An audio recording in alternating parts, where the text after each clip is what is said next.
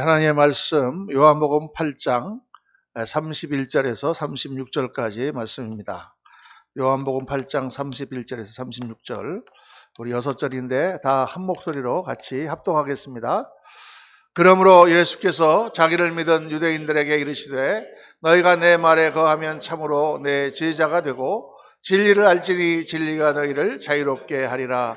그들이 대답하되 우리가 아브라함의 자손이라 남의 종이 된 적이 없거늘 어찌하여 우리가 자유롭게 되리라 하느냐. 예수께서 대답하시되 진실로 진실로 너희에게 이르노니 죄를 범하는 자마다 죄의 종이라.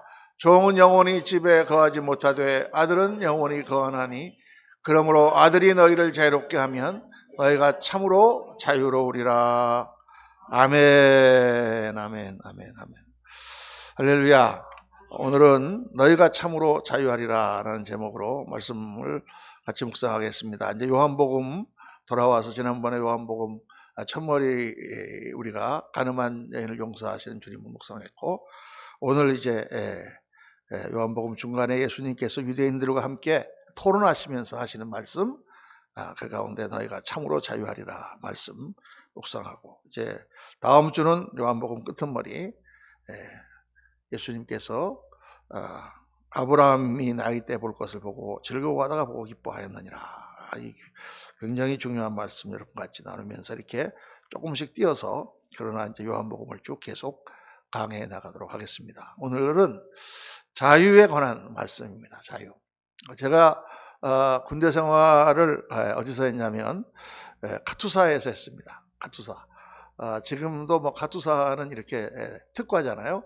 근데 그때만 하더라도 제가 군 생활할 때는 일반 우리 한국 군에 있는 우리 군 병사들은 상당히 고생을 많이 하던 때입니다. 요즘은 훨씬 나아졌을 거예요. 그런데 그때는 정말 배고프고 춥고 어려운 때였기 때문에 정말 한국 보통 군대에서는 정말 고생을 많이 했어요. 특히 전방에 나가 있는 그런 병사들은 참 말할 수 없이 어려운 가운데서, 그때는 뭐 막 빠따 맞으면서 군대 생활할 때니까 참 어려웠는데, 카투사는요 너무 편한 거예요.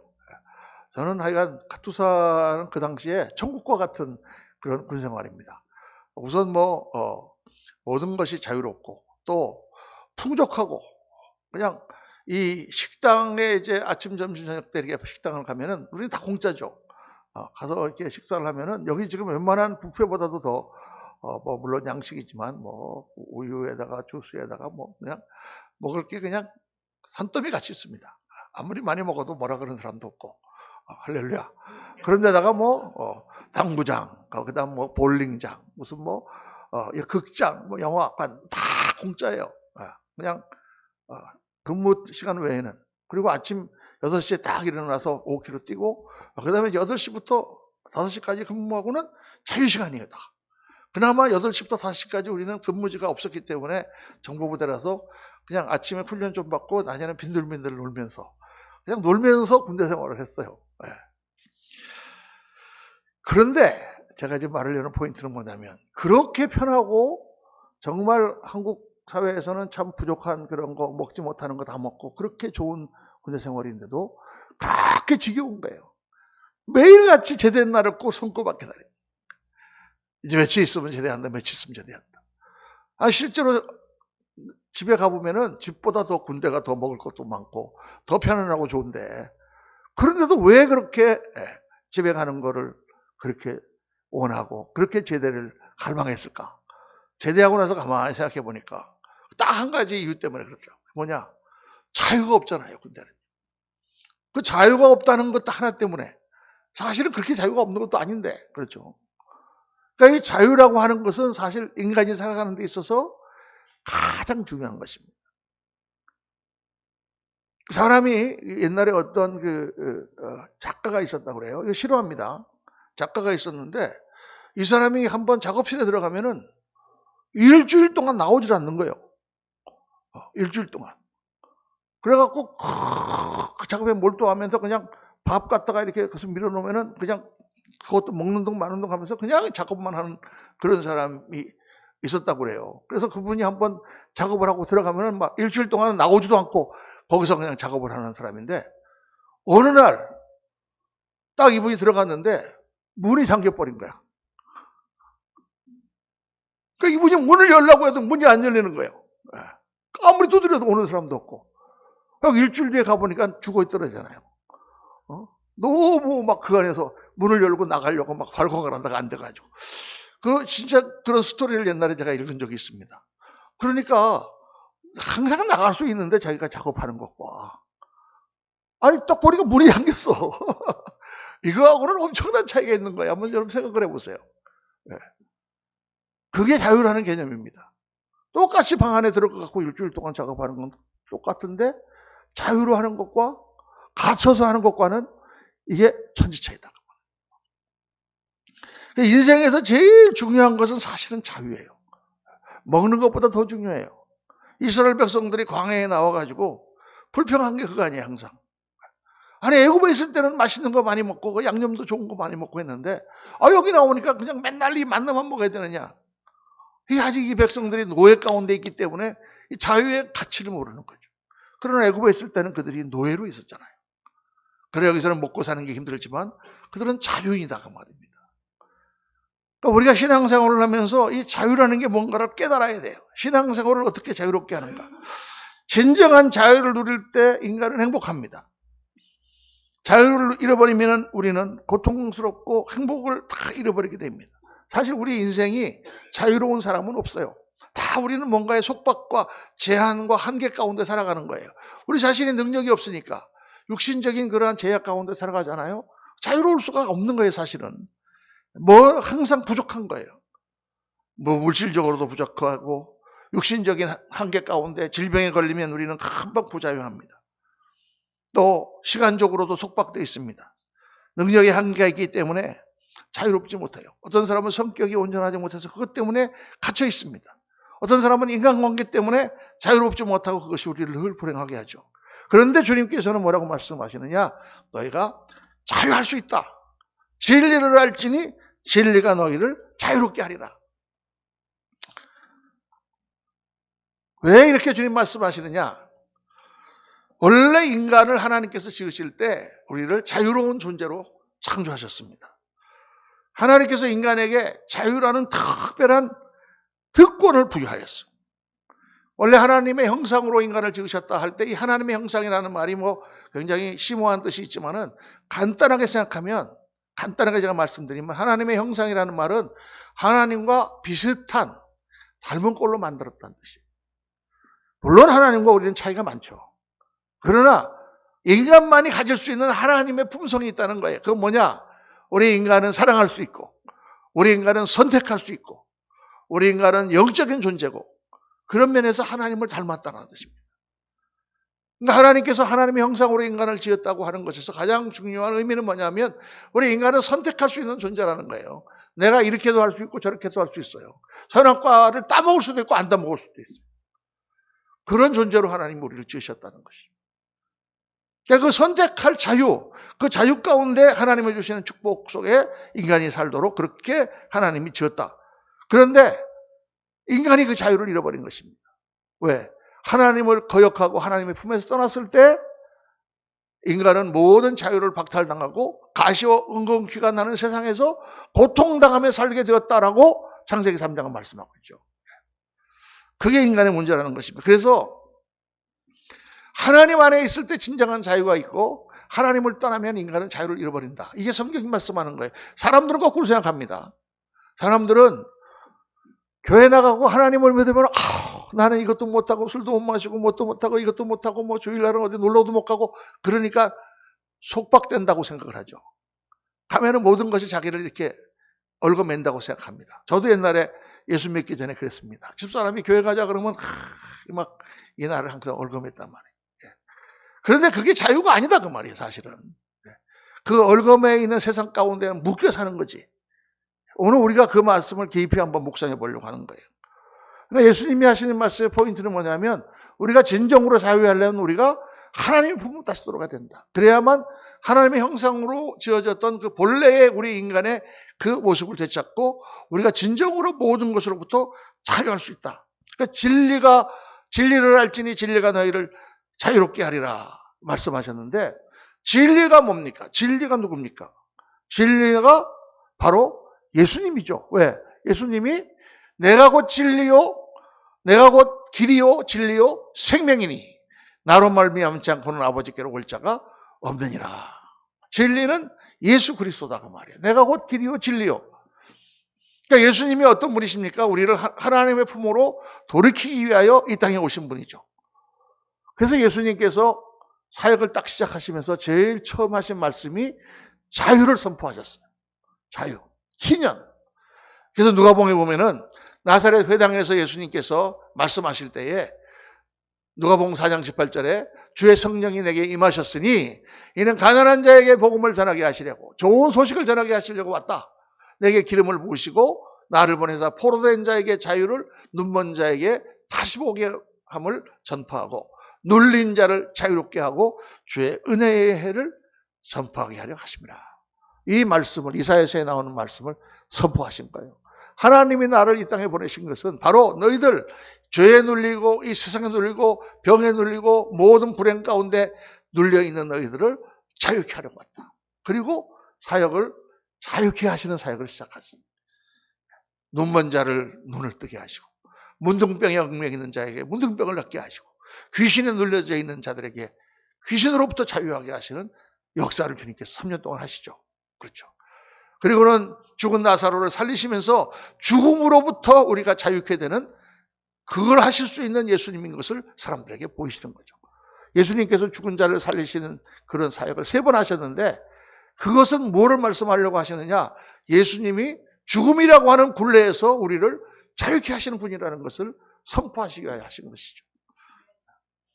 나사로가 죽은 지 나흘 만에 무덤에서 걸어 나왔지만 몇 년 살았겠습니까?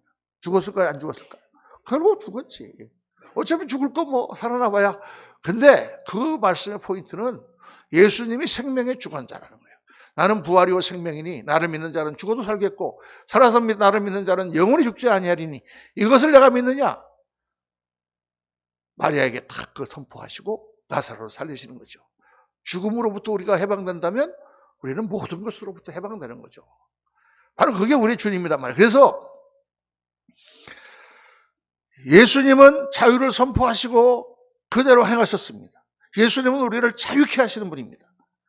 그러니까 주님 안에서 예수님을 믿는 우리는 자유를 누려야 되는 거예요. 예수를 믿으면서 자유가 없이 산다면 그것이 문제다 그 말이에요. 그럼 어떻게 자유를 누리는가? 어떠한 자유를 누려야 되는가? 오늘 자세하게 간단하게 짧은 시간이지만 아주 중요한 내용을 여러분과 묵상합니다. 첫째, 뭐를 누려야 되느냐? 영적인 자유를 누려야 됩니다. 영적인 자유. 영적인 자유라는 건 뭐냐면 우리의 모든 문제는 어디서부터 시작됐느냐? 하나님을 거역한 죄로부터 시작됐다. 인간이 하나님을 떠나면서부터 그 죄성이 우리 인간을 덮고 그게 우리 인간 사회가 가지고 있는 모든 고통과 질병과 문제와 싸움과 이 모든 것의 원인이다. 이렇게 성경은 말씀하고 있죠. 모든 문제의 원인은 죄다. 죄는 무엇을 했느냐? 죄는 하나님과 우리의 관계를 끊어버렸다. 생명의 근원이신 하나님과의 관계가 끊어졌으므로 우리 인간은 죽는 존재가 되었다. 참 사랑이신 하나님과의 관계가 끊어짐으로 우리는 자기중심적이 되고 이기적으로 남의 것을 빼앗고 사랑할 수 없는 그런 존재가 되었다. 참 영광이신 하나님으로부터 우리가 끊어짐으로 말미암아 하늘의 영광을 잃어버리고 헛된 이 땅의 영광을 찾으려고 그렇게 발광하는 존재가 되었다. 참 생명과 사랑과 영광을 잃어버린 그런 인간의 모습은 어디에서부터 문제가 시작되었느냐? 하나님과 우리의 관계가 끊어져 버렸기 때문이다. 근데 예수님은 어떤 분이냐? 그 끊어진 하나님과의 관계를 다시 연결시키려고 오신 분이다. 예수를 믿는다는 건 뭐냐면 하나님과 나의 관계가 다시 회복되었다는 거예요. 영어로 restoration, 다시 restore, 다시 회복되었다. 주님과 나와의 관계가 회복되었다. 하나님과 나와의 관계가 회복되었다. 근데 예수님을 믿고 제일 먼저 우리가 생각하는 게 이제는 하나님이 더 이상 무서운 하나님이 아니요 나를 억압하는 하나님이 아니요 로마서에 말씀하신 것처럼 그분은 나의 아빠, 나의 아버지다. 그분과 나의 관계가 회복되었다. 이게 가장 중요한 개념이죠, 여러분. 그러니까 하나님께 돌아와서 하나님께 다시 그분과 나와의 관계가 되고 그분의 자녀가 되는 것은 우리가 모든 것으로부터 해방되는 거죠. 자유롭게 되는 거예요. 그런데 사람들이 잘못 생각합니다. 아까 제가 잠깐 말씀드린 것처럼 여기 지금 사람들이 묻잖아요. 아니 우리가 지금 아브라함의 자녀로서 우리가 남의 종 된 적이 없는데 네가 왜 우리를 자유롭게 한다고 말하느냐 하고 유대인들이 물어봅니다. 근데 주님께서는 뭐라고 그랬어요? 너희가 죄 가운데 죄로 지을 때 너희는 죄의 종이라. 사람들이 지금 자유롭다고 생각하지만 그게 자유로운 게 아니다 그 말이에요. 그들은 사실은 죄의 종으로 살아가고 있는 거다 그 말이에요. 죄의 종으로 사는 거지 그게 자유로운 게 아니에요. 예수 믿기 전에 집사람 끌려갖고 그렇게 교회를 탁 하면 다니기 시작했어요. 다니면서 이제 나도 그냥 교회를 다니면서 뭐 성가대도 하고 예수를 믿어볼까 하는데 제일 걸리는 게 뭐냐면 이 술을 끊어야 된다는 게 제일 걱정이에요. 술을 못 마시잖아 이게 기독교하고. 그래갖고 교회를 못 나갔어요. 근데 그 상태가 어떤 상태냐? 술이라는 거에 매여 있는 상태예요. 그걸 안 마시면은 살 수가 없는 상태라니까. 그걸 먹고 취해가지고 그냥 완전히 더럽고 추한 그러한 삶을 사는 그런 거에 묶여 있는 상태란 말이에요. 그걸 나는 자유하다고 생각하고 있는 거예요. 그거 자유한 게 아니에요.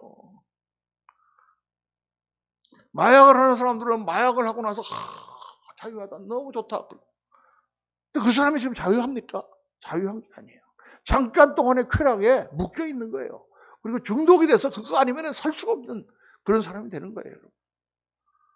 그러니까 실제로 우리가 이 세상에서 자유하다고 생각하는 것들은 자유한 게 아니다. 그 말입니다. 하나님을 떠나면 자유하다? 그렇지 않아요. 여러분, 아이들이 한국에도 그런 일들이 많이 있지만 미국에서 이 청소년 문제가 심각합니다. 아이들이 자라면서 부모들은 다 나가서 일하고 아이들이 집에서 있으면서 미국에 이민 와갖고 영어도 잘 못하고 학교 가면 그렇고 막 이렇게 애들이 삐뚤어지는 애들이 많아서 교회에서 정말 청소년 사역이 얼마나 중요한지 몰라요. 근데 어떤 애들은 교회 잘한다는 애들 중에는 가출하는 아이들이 있어요. 집에서 그냥 엄마 잔소리하는 것도 듣기 싫고 그냥 집을 나가면 자유할 거다. 집을 나가요.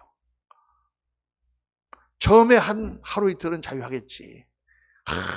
집에서는 엄마 아빠가 그냥 난리가 나서 찾아다니지만 저는 그냥 잔소리도 안 듣고 그냥 먹고 싶은 거 마음대로 먹고 마시고 싶은 거 마음대로 마시고 자유하겠지. 그러나 2, 3일이 지나면서부터 걔들은 그때부터 배가 고픈 거예요. 돈을 벌어야지. 나중에 보면 다 얘들이 어디 가 있느냐. 마사지 팔러라고 여기 같으면 그거 뭐예요? 그러니까 있잖아요. 요즘에 한국에 보니까 많아졌더라고. 거기 가 있어요. 그거를 그 전도사님들이라든가 그 사역자들이 청소년 사역자들이 가서 그걸 걔들을 구출해내오고 그런 사역이 험하고 힘든 사역입니다. 남자애들은 다 갱이 돼 있어요. 갱들하고 가서 감옥에 가 있고. 여러분 그게 자유한 게 아니다 그 말이에요. 하나님을 떠나서 하나님이 말씀하신 그 안에서 그 좋은 것들을 다 버리고 그들이 바깥으로 나가면 어디에? 광야예요, 광야. 거기서 그들은 죄의 노예가 되고 세상의 노예가 되고 모든 세상의 그 각박함과 그 가시와 은근기의 노예가 돼서 살아가는 것이죠. 그래서 정말 하나님과의 관계를 회복할 때 어떻습니까? 하나님과의 관계 가운데서 하나님은 사실 우리가 필요한 모든 것들을 다시 회복시켜 주세요. 여러분이 어떤 문제가 이 땅에 있다고 하더라도 그걸 놓고 하나님께 기도하면서 정말 하나님과 나와의 관계를 회복하면 하나님께서 그것을 해결해 주세요. 죄를 해결하심으로 다른 것도 같이 해결되는 거예요. 이게 성경에 보면 마가복음 2장에 예수님이 중풍병자를 고치는 장면이 나옵니다. 근데 아주 특별하고 여러분들이 잘 아는 내용이죠. 그 중풍병자를 친구들이 데리고 왔는데 사람이 너무 많아 들어갈 수 없으니까 그 집에 올라가서 지붕을 뜯고 거기다 중풍병자를 달아내리는 그 유명한 장면이 마가복음 2장에 자세히 기록되어 있습니다. 그때 그 달려 내려오는 중풍병자를 보시면서 예수님이 그들의 믿음을 보시고 뭐라고 말씀하시냐면 소자야, 지금 번역에는 작은 자야 이렇게 되어 있는데 내가 죄사함을 받았느니라 이렇게 얘기를 합니다. 지금 중풍병을 고치러 내려오는 사람에게 예수님이 왜 죄사함 받았냐고 이렇게 합니까? 그래서 두 가지를 중요한 걸 말씀하시죠. 사람들이 수군댑니다. 아니 저 사람이 미쳤나? 자기가 하나님인가? 하나님만이 우리 죄를 사실 수 있는데 어떻게 지가 죄를 사한다고 말하나? 이렇게 말할 때 예수님이 그 말을 들으시고 뭐라고 말씀하십니까? 너희들은 내가 어떻게 말하는 게 쉽겠느냐? 야, 중풍병에서 고침받고 상을 들고 걸어가라 하는 것이 쉽겠느냐? 아니면은 죄사함을 받았다라고 하는 것이 쉽겠느냐? 죄사함을 받았다는 말이 어려운 말이죠. 이해할 수 없는 말이죠. 문둥병 들고 문둥병이 아니라 중풍병 나와서 상 들고 걸어가라. 이게 훨씬 쉬운 말이죠. 그런데 내가 왜 죄사함 받았냐 이렇게 말을 한 이유는 내가 죄사하는 권세가 있음을 너에게 알게 하렵니다. 할렐루야. 첫 번째 주님 말씀하신 게 내가 죄사하는 권세가 있다는 거예요. 두 번째 주님께서 거기서 지금 말씀하시는 중요한 포인트가 뭐냐면 그 중풍병과 모든 이 땅의 병이 사실은 죄로 말미암은 것이다라는 거죠. 그럼 그 사람이 중풍병자가 특별한 더 죄가 있어갖고 병에 걸렸단 말입니까? 그 얘기는 아니에요. 어떤 목사님이 암에 걸리셨는데 목사님 무슨 죄를 졌나 봐. 그 얘기가 아니에요. 우리가 가지고 있는 병과 질병과 문제와 어려움과 궁핍과 모든 그런 고통은 사실은 그 근원이 어디서부터 나왔느냐? 하나님과 우리가 떨어지고 죄로 인하여 그것이 발생되었다는 것입니다. 하나님과의 관계가 회복되고 우리 죄 문제가 해결되면 자연히 그 문제도 해결된다는 것이죠. 믿으시면 아멘 하시기 바랍니다. 이게 굉장히 중요한 거죠. 내 영혼이 잘된 같이 범사가 잘되고 강건하기를 구하노라 하는 그 요한 3서에 나오는 그 말씀의 그 포인트가 바로 거기에 있습니다. 하나님과의 영혼의 관계가 잘 되면 그거에 따라서 모든 것들이 하나님께서 나에게 필요한 만큼 잘해주신다. 다 그렇게 변한다는 거죠. 그러니까 예수님을 믿으면은 모든 면에서 사실은 다 잘 살게 되고 건강하게 되고 아름다워지고 행복하게 되는 거예요. 목사님 저는요 하나님 믿고 좀 돈을 좀 많이 벌었으면 좋겠는데요. 근데 그렇게 안 해주셔요. 복권을 사서 좀 당첨되고 막 그렇게 해주시면 좋겠는데 왜 안 해주시느냐? 그 모든 것들은 다시 우리를 속박하기 때문입니다. 그것은 다시 우리를 죄 가운데로 끌어가기 때문이에요. 여러분 그게 좋은 게 아니에요. 그렇게 막 돈이 많아서 흥청망청 쓰는 것이 좀 부러울 수는 있겠지만 절대 그게 좋은 게 아니에요. 하나님은 그래서 꼭 필요한 만큼만 주시는 거예요. 또 하나님께 기도할 만큼 그것 때문에 하나님을 잊어버릴까 봐 하나님을 잊어버리면 안 되겠죠. 그래서 미국에서 이제 신학 공부하면서 그 선교 이런 내용을 공부할 때 그 아주 유명한 얘기가 있습니다. 그게 뭐냐면 조금 어려운 얘기인데 자꾸 영어 하니까 제가 너무 그런 것 같아요. Redemption and Lift라고 하는 단어가 있어요. Redemption and Lift. Redemption이라는 것은 구원받았다, 회복되었다라는 뜻입니다. Lift라는 것은 올라갔다. 근데 미국에서 사회학적으로 분석을 해보니까 처음에 예수 믿는 사람들은 다 어려운 사람들이에요. 어려운 사람들이 예수 믿죠. 넉넉하고 부자고 뭐 돈 많은 사람들이 예수님 잘 믿습니까? 그런 분들도 있지만은 거의 통계적으로 보면은 어려운 분들이 더 하나님 앞에 기도하게 되잖아요. 그러니까 미국에서 이렇게 처음에 이민을 와가지고 사람들이 막 힘들잖아요. 그러니까 예수님을 막 믿고 이렇게 했어요. 그러니까 그 사람들이 점점점 예수님께 잘 살게 되는 거예요. 그러다가 이제 서부로 이렇게 막 나갔어요. 사람들이. 그러니까 서부로 나가니까 우리 서부 영화 보면은 뭐 굉장히 뭐 말 타고 막 그러니까 멋있는 것 같지만 사실 처음에 서부로 나갔을 때 그들의 삶은 너무 비참한 것입니다. 아무것도 없는데 거기다 우물 파고 거기다가 통나무 집 짓고 거기다가 그 막 소 키우고 막 말 좀 몇 마리 하다가 키우는데 인디안들은 공격하지 막 정말 목숨 걸고 나가서 개척하는 거예요, 여러분. 보통 어려운 일이 아니에요. 지금 뭐 이민 가는 거 이런 건 아무것도 아니에요. 적들이 막 진치고 있는데 가서 그 땅 차지하고 싸우면서 사는 거잖아요. 그런 사람들이 참 이 감리교 선교사 이런 사람들이 말을 타고 가서 그 사람들한테 예배 한번 드려주고 또 딴 마을에 가서 예배 드려주고 그러니까 한 달에 한 번 이 목사님이 오실까 말까 하는 거예요. 그 말 타고 다니는 사람들을 그 서클 라이더라 그래갖고 순회 목사죠. 순회 목사. 그 사람들이 다 30대 죽었습니다. 왜냐하면 말을 타고 계속 전도하러 다니니까 가서 예배 인도하러 다니니까 한 마을에서 다른 마을 한까지 가는데 그냥 지금 같으면 뭐 한 15분 가고 이러는 게 아니라 한 번 가는데 한 나흘 닷새를 걸려갖고 겨우 주일날 도착하는 거예요. 그분들이 다 먹는 것 때문에 제대로 먹지 못해서 위장병하고 치질로 다 돌아가셨어요. 대부분 다 30대 죽었어요. 그런데 그런 사람들이 계속 복음을 전하고 교회를 세우면 이 사람들은 한 달 동안 그 목사님 오시길 기다리고 자기들끼리 모이다가 그날 그 말 타고 목사님 오시면은 할렐루야 하고 성찬도 떼고 그때 세례도 주고 그러면서 그렇게 신앙생활을 하던 사람들이 감리교 교인이란 말이에요. 그런데 어떻게 됐냐? 한 50년 지나고 나니까 그들이 다 잘 살게 된 거예요.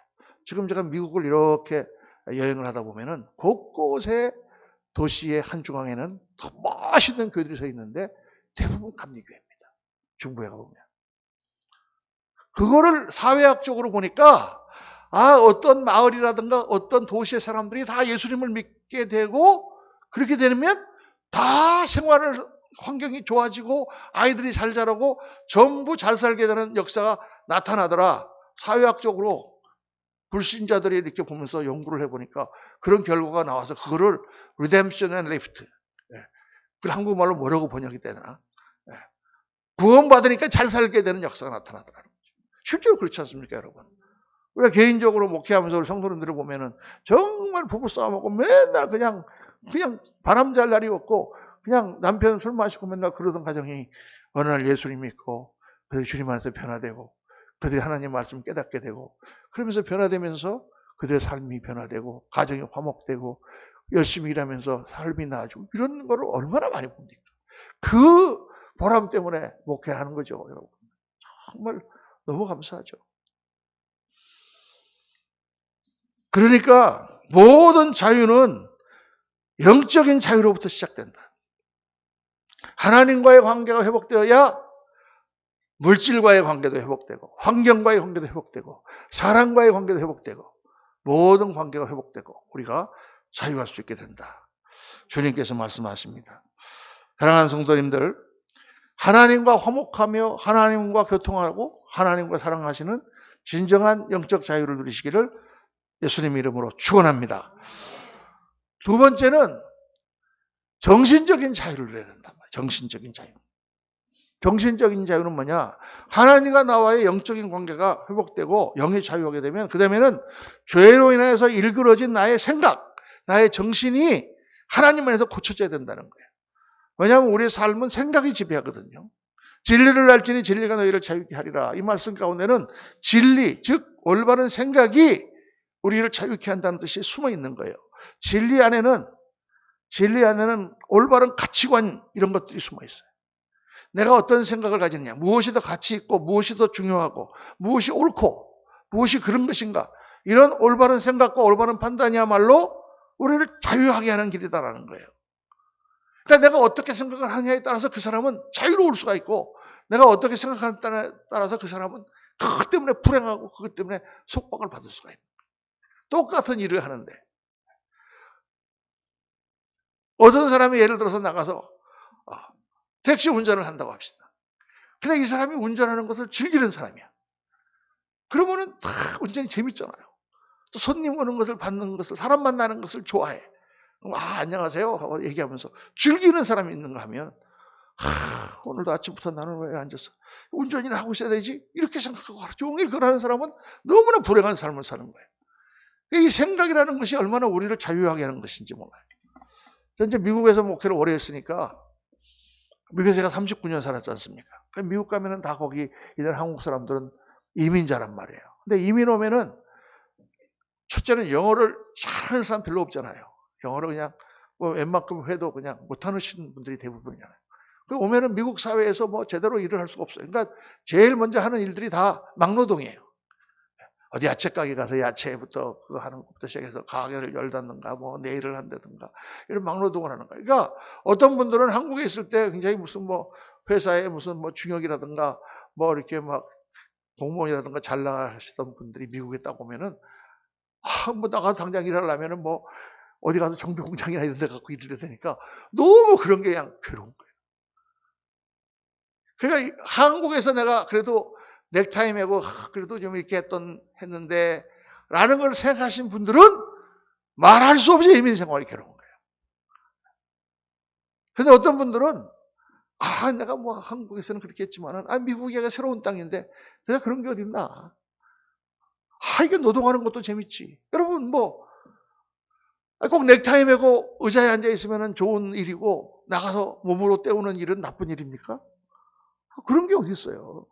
옛날에 우리가 유교적인 사고방식이 갖춰 있을 때는 그럴지 몰라도 지금 세상에 그런 게 없잖아요.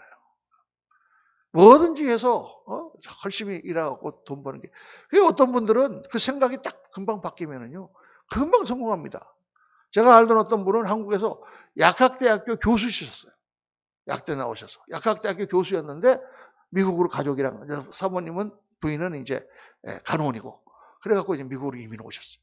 간호원 이민으로 왔는데, 우리가 뭐 약대 교수가 뭐 미국에 면허가 있습니까? 뭐가 있습니까? 아무것도 없잖아요.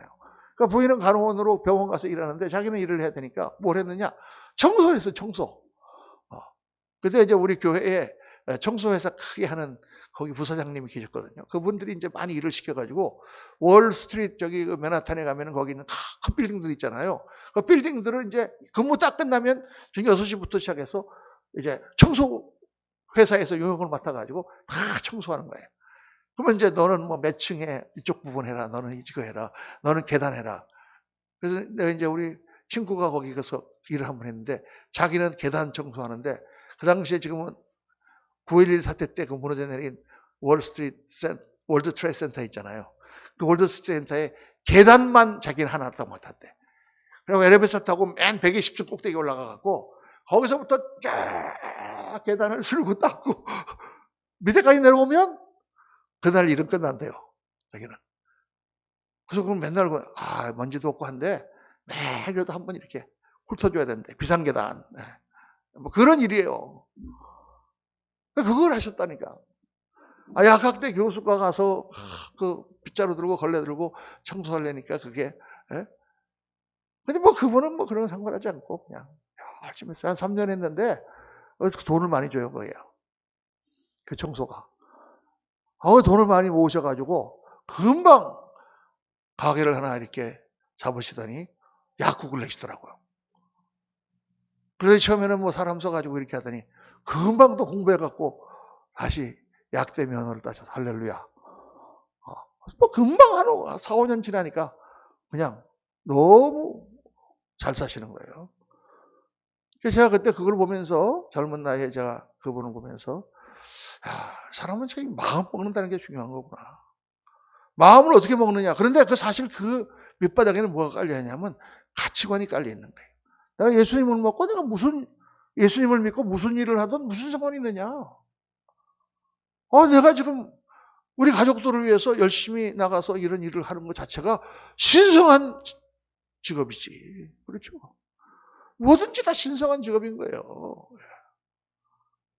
그러니까 그런 생각을 가지고 우리가 하면 모든 일에 자유롭단 말이에요. 자유로워요. 어떤 사람은 제가 이렇게 미국에서 보니까 어떤 분들은 딱 집에서 절대 부엌에는 안 들어가는 남자들이 있더라고요. 부엌에는. 요즘에는 이제 그런 사람들은 지탄을 받지만은 옛날에는 그런 사람이 많았어요. 그래서 제가 물어봤어요, 한 번은. 왜 그러시냐 그랬더니 자기 어머니가 어렸을 때부터 자기한테 남자는 절대 부엌 들어가면 안 된다 그랬대. 근데 부부가 같이 일을 하잖아요. 같이 일을 하고 돌아와서 같이 저녁에 7시에 들어오는데 한 사람은 앉아갖고 TV 보고 앉았고 한 사람은 가서 또 열심히 그 밥 만들어갖고 먹이고 나면 또 계속 이 사람 TV 보고 앉았고 이 사람은 또 설거지까지 다 해야 되나? 그러니까 맨날 부부싸움이 나는 거예요. 짜증이 나고 그냥 피곤하니까. 일어나서 좀 도와주고 가서 설거지도 좀 해주고 할렐루야. 이런 부분에서 이게 여자분들이 크게 아멘하시더라고 항상 보면요. 그렇게 하는 게 당연한 거죠. 그렇게 해서 그러면 화목되고 얼마나 좋습니까? 그런 거에 대한 생각이 가치관이 바뀌어야 된단 말이에요. 우리 생각이. 그게 하나님의 말씀을 공부하면서 말씀 가운데서 우리가 우리의 생각을 바꾸는 게 이게 가장 중요합니다. 저는 우리 한국교회가 가장 그동안에 못했던 게 뭐냐면 말씀 안에서 우리의 사상, 우리의 생각 이거를 바꾸는 거를 잘 못했어요. 예수 믿는 사람은 어떻게 장사해야 되고 예수 믿는 사람은 어떻게 정치해야 되고 예수 믿는 사람은 어떻게 교육해야 되고 예수 믿는 사람은 어떤 식으로 가정을 이루고 어떤 식으로 살아가야 되는가 이런 생각을 잘 정리해가지고 딱 심어줘야 되는데 물론 그런 책들도 많이 나오고 했는데 많이 그런 거를 일반 성도들이 알 수 있도록 하지 못했어요. 그래서 예수 믿는 사람이 돈 떼먹고 도망가고 예수 믿는 사람이 개하고 그거 하고 예수 믿는 사람이 사기치고 예수 믿는 사람이 부정하고. 그러니까 사람들이 어떻게 교회를 좋게 얘기할 수가 있겠습니까? 100명이 예수님 잘 믿어도 한 명이 그런 사고 치면 에이 뭐 교회 다녀도 소용없네 이렇게 얘기해요. 당연히 그렇게 하죠. 사실 그거는 우리의 삶에서 아까 제가 말씀드린 리뎀션 앤 리프트, 정말 예수님을 믿고 모든 사회가 잘 되게 되는 그 배경에는 그 사람들의 생각이 다 바뀌었기 때문입니다. 정직하고 깨끗하고 공정하고 아름답게 사니까 자연히 그 사회가 좋아지고 천국처럼 되는 거죠. 사람들이 몰려와서. 그런 거를 주도하는 사람들이 바로 크리스천들이요, 예수 믿는 사람들이다. 그러니까 우리가 생각 가운데 자유하다는 것은 하나님의 말씀으로 우리의 생각을 변화시켜서 정말 모든 면에서 하나님의 축복을 받는 그런 사람으로. 뭐를 해도 그것을 내가 소유하는 것보다는 그것을 즐기고 누리는 거죠. 에리 프롬이라고 하는 유태인 크리스찬 그 사람 철학자가 있습니다. 그 사람이 쓴 유명한 소유냐 존재냐 To have or to be 라고 하는 그런 책이 있거든요. 그 책을 읽어보니까 그 책의 중요한 게 왜 모든 것을 가지려고 그러느냐. 이 자본주의 사회는 이 가지겠다는 욕망이 이 사회를 드라이브하는, 사회를 움직이는 원동력이거든요. 소유욕. 그러니까 뭐든지 가져. 특히 미국에서부터 나온 사상이에요. 이 시를 보니까 테니슨이라는 사람이 시를 썼는데 길 가다가 어떤 아름다운 꽃을 보았네. 그 꽃을 꺾어다가 우리 집에 갖다 꽂으면 얼마나 좋겠다. 이렇게 썼단 말이에요. 그런데 그 에리 프롬이 동양 사람이 쓴 시를 하나 보니까 길 가다가 어느 들꽃을 보았네. 그 있는 그 자체가 얼마나 아름다운가. 이렇게 썼다라는 거야. 그러니까 이분은 동양을 찬사하면서 동양 사람들은 소유욕보다는 있는 그것을 그대로 누리는 그런 삶을 산다. 이렇게 거기다 주장을 했는데 제가 가만 보니까 이 사람이 옛날에 잘 몰라서 그랬지. 요즘은 동양 사람도 안 그래. 동양 사람도 꺾어다가 자기 집에다 꽂으려고 그래. 그게 생각의 차이인 것이지. 그걸 꼭 꺾어다가 내 집에 갔다가 내가 소유해야만 그러나 며칠 있으면 죽잖아요. 그러나 그 자리에 그냥 놓으면서 그 자체가 아름다운 것을 그냥 즐기고 누리는 그런 자유함. 그런 거를 말했다. 사랑하는 성도님들, 우리가 하나님 안에서는요, 모든 것이 하나님의 것입니다. 할렐루야. 하나님 우리에게 모든 것을 주셨으므로 우리는 모든 것을 가진 사람이나 마찬가지. 하나님 안에서 우리는 모든 것을 누리는 것입니다. 그래서 정말 세상에서의 선입견과 고정관념과 세속적인 개념을 얽매여 있는 그 개념을 풀어버리고 정말 주님 안에서 생각을 하나님 말씀대로 우리가 가져갈 때 우리는 모든 면에서 자유하고 행복하고 누리는 사람이 되는 줄로 믿습니다. 이제 끝으로 세 번째는 뭘 해야 되냐? 세 번째는 신앙생활의 자유를 누려야 된다. 신앙생활의 자유. 여러분, 신앙생활의 자유를 누리라는 말을 잘못 들으면은 신앙생활을 아무렇게나 해야 된다는 그런 뜻이다라고 생각하실 수가 있습니다. 그게 아니죠.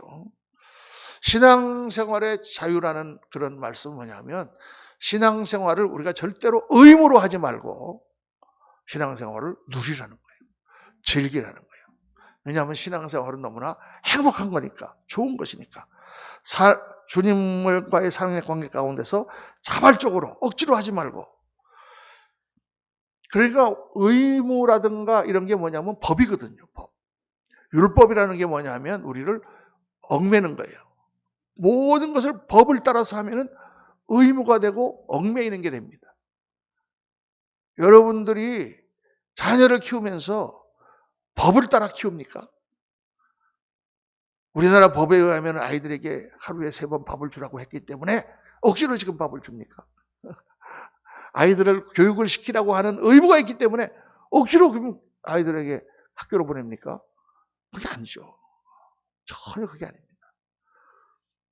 그게 다른 거예요, 여러분.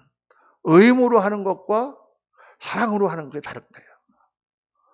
예수님을 믿을 때에 사랑으로 예수님을 믿는 사람의 삶과 억지로 해야 되기 때문에 하는 사람과는 그 행복의 도는 완전 차이가 납니다.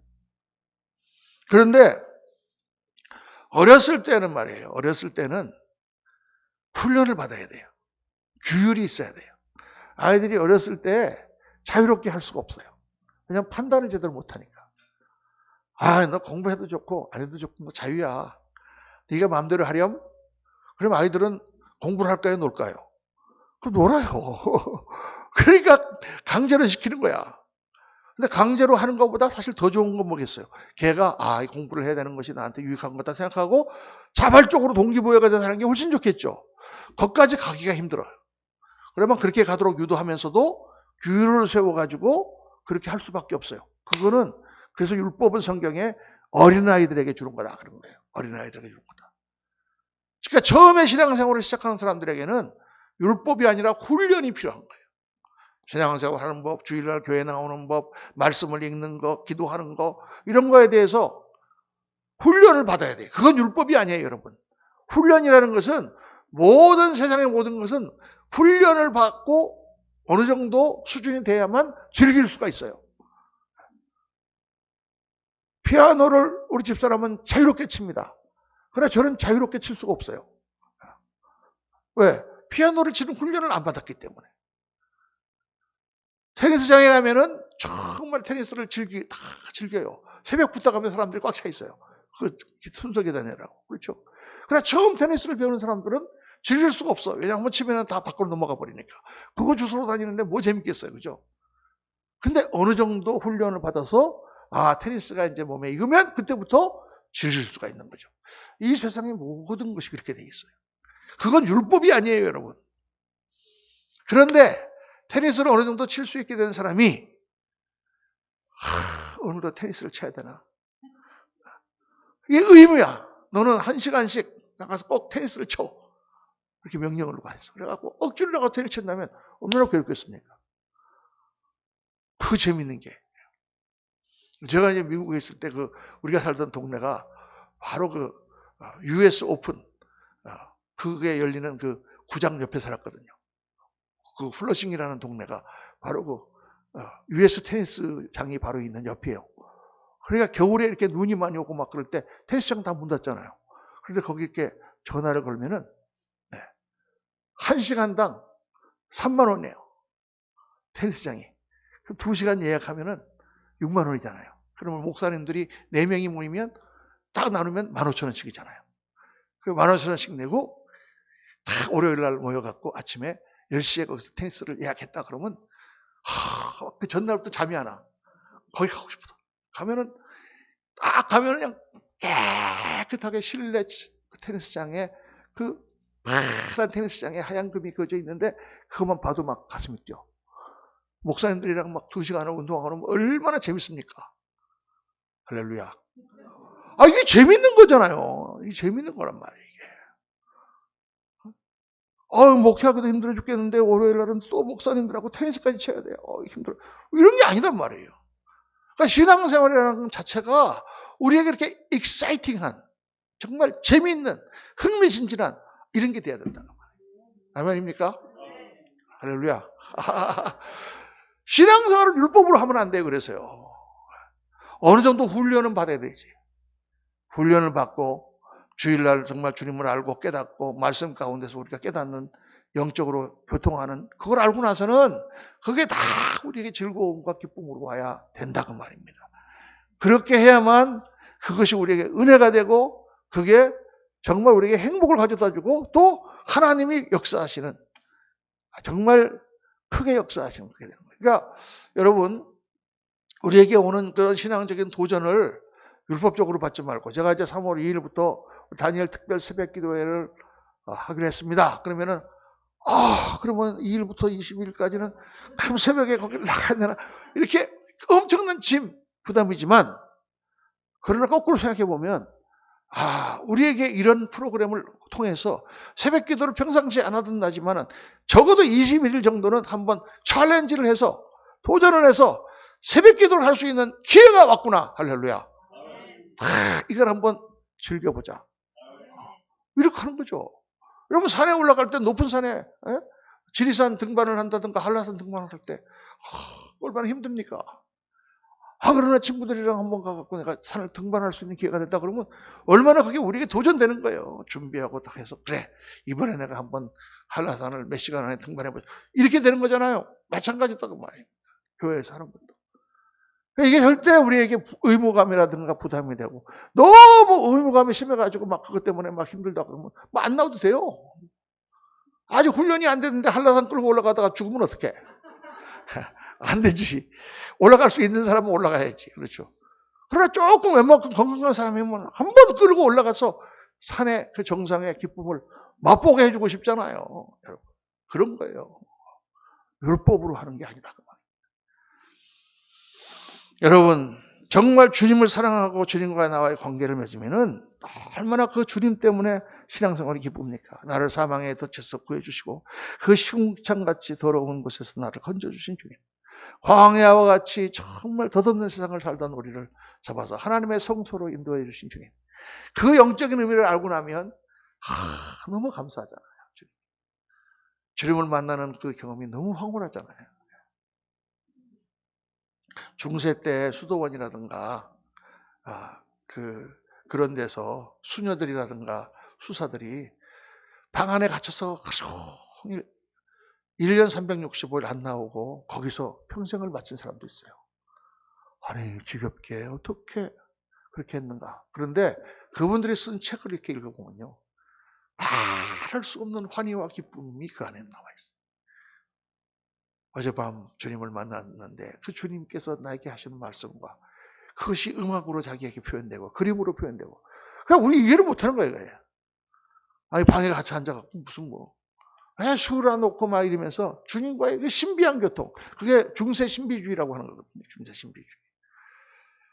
그거는 경험해 본 사람만 하는 거예요. 경험해 본 사람. 그래서 정말 우리를 그렇게 아름답고 영광스럽게 만들어주신 주님을 생각하면서 주님을 깊이 알아가고 주님의 사랑 가운데 우리가 신앙생활을 하는 사람은 지치지 않고 항상 기쁨과 감사가 넘치게 되는 것입니다. 오늘 여러분 이 말씀을 정말 깊이 들으시고 우리가 모든 면에서 자유하자. 생각을 바꾸자. 욕심이라든가 소유욕이라든가 무슨 탐욕이라든가 이런 것으로부터 자유하고 소유하려고 하는 생각으로부터 자유하고 정말 하나님을 믿고 그 사랑 안에서 우리가 정말 모든 것을 나에게 주신 것을 누리자. 하나님을 섬기는 것도 때로는 힘들지만 아무나 섬깁니까 여러분? 나한테 주신 귀한 것으로 이 땅에서 하나님 복을 받고 영원한 영광 가운데 하나님 상급 주실 텐데 그런 기쁨으로 주의 일을 할 때 정말 모든 면에서 하나님의 자유케 하심과 하나님의 축복하심이 임하게 될 줄로 믿습니다. 오늘 주님 말씀하셨습니다. 내가 참으로 너희를 자유케 하리라. 참으로 자유로운 영혼으로 주님을 섬기시는 저와 여러분 되시기를 예수님 이름으로 축원합니다. 기도하겠습니다. 할렐루야. 감사하신 아버지 하나님, 오늘 저희들 주님 말씀을 묵상하며 진리를 알지니 진리가 너희를 자유케 하리라 하신 말씀을 묵상했습니다. 그렇습니다. 아버지 하나님, 얼마나 이게 좋은 것인데 저희들 정말 의무감으로 얽매여서 그렇게 신앙생활을 할 때가 얼마나 많았는지 모릅니다.